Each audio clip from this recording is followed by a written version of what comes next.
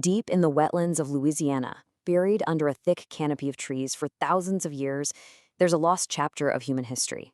This is the story of a monument so ancient it was built before the first stones of Stonehenge were ever raised, and before the pharaohs even dreamed of the pyramids. We're about to uncover an epic American secret. Now, our story doesn't actually start in the distant past, it starts in the 1980s. A timber company came through and cleared a big patch of dense woods, and when the trees were gone, something amazing was revealed. A series of strange, symmetrical hills laid out in a pattern that was clearly, absolutely not natural. An ancient secret was finally seen the light of day. These earthworks, which we now call Watson Brake, were brought to the attention of archaeologists by a local woman named Rika Bemberg-Jones. She saw what so many others had missed for generations, the unmistakable, intelligent design of a massive ancient construction, just sitting there, silently, in the forest. And this is where it gets staggering. When scientists finally dated the site, the results were almost unbelievable. Construction on Watson Brake started around 3500 BCE. To put that in perspective, that makes it 500 years older than the first version of Stonehenge, and almost 1,000 years older than the Great Pyramid of Giza. This wasn't just old, it was revolutionary.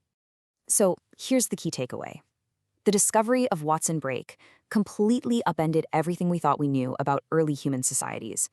It proved you didn't need to be a farmer, you didn't need big cities, and you definitely didn't need powerful kings to create something truly monumental and lasting.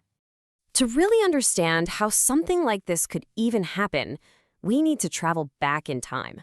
I mean, way back, over 5,000 years, into the world of its builders, a world that was fundamentally different from ours. Just try to imagine it, a rich, vibrant ecosystem. The Ouachita River was the lifeblood of everything, and the land offered an incredible bounty.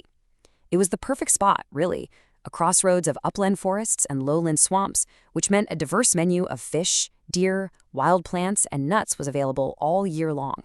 It was, for all intents and purposes, a hunter-gatherer's paradise. And this right here perfectly illustrates their genius. The people who lived here, who archaeologists have named the Evans culture, were absolute masters of this landscape. They didn't just survive in it, they shaped it, creating this incredible oval of 11 mounds on a terrace, looking out over the floodplain below. And that brings us to the most incredible part of their story, the fact that a society of hunter-gatherers, people who moved with the seasons, could organize and build on such a massive scale. It was something modern science simply thought was impossible. For decades, the archaeological rulebook basically said that to build huge monuments, you needed farming societies. You needed a surplus of food, you needed a powerful chief or king to command all the labor. Well, Watson Brake tore that page right out of the book. It proved that a society living in tune with nature could cooperate on a grand scale, driven not by a ruler's command, but by some kind of shared purpose. And the scale was truly grand. The site has 11 distinct mounds, some of them rising up to 25 feet high, and they're all connected by these earthen ridges that form a massive oval, nearly 900 feet across. This was a statement written in the earth itself. And they didn't do it overnight, not even close. Radiocarbon dating shows that the construction happened in stages, over about 700 years. Think about that. This wasn't a single project. It was a multi-generational commitment, a sacred task passed down from elders to children, a testament to their incredible cooperation in vision. So we know they built this incredible thing, but what was life actually like for these ancient people? Well, the artifacts they left behind give us this remarkable window into their daily world, from survival to pure artistry. You can just see their incredible skill with stone. On the left, those are Evans points, a really distinctive spear or dart point with that unique second pair of notches.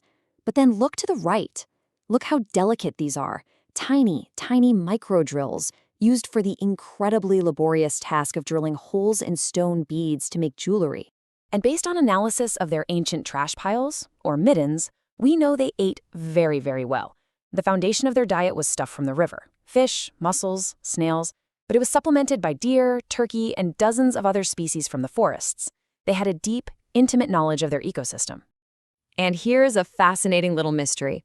On one of the mounds, archaeologists found what looks like a bead-making workshop. They found over 150 of those tiny little drills. But you know what they didn't find? Any of the finished beads. It suggests that the precious jewelry they worked so hard to create was carried away, maybe as personal adornment, or maybe even traded with other groups. And this is a point we have to remember with a lot of respect. We call them the Evans culture. It's a label based on their tools. But their own name, their language, their stories, all of that has been lost to the silence of millennia. So this all leads us to the biggest questions of all, right? Why did they pour centuries of effort into building these mounds? Why did they leave? And what is their enduring legacy?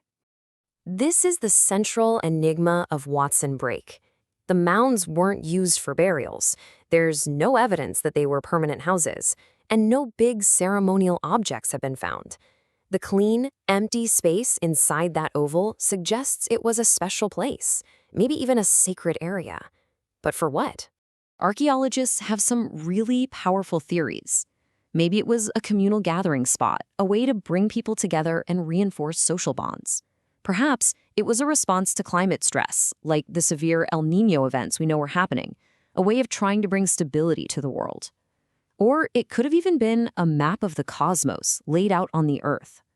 The truth is, we may never know for sure, but every one of those possibilities speaks to a rich and complex spiritual life. And then, after 700 years, they left. The most likely reason is that the very environment that had sustained them for so long betrayed them. The river probably changed its course, and that, combined with severe climate shifts, likely disrupted the delicate balance of the ecosystem, forcing them to move on. In the end, we're left with this incredibly powerful legacy. We will never know what they called themselves. We will never hear their songs or their stories. But their intelligence, their cooperation, and their deep connection to this land, that's not lost. It's written into the earth itself, an enduring monument to a forgotten American genesis.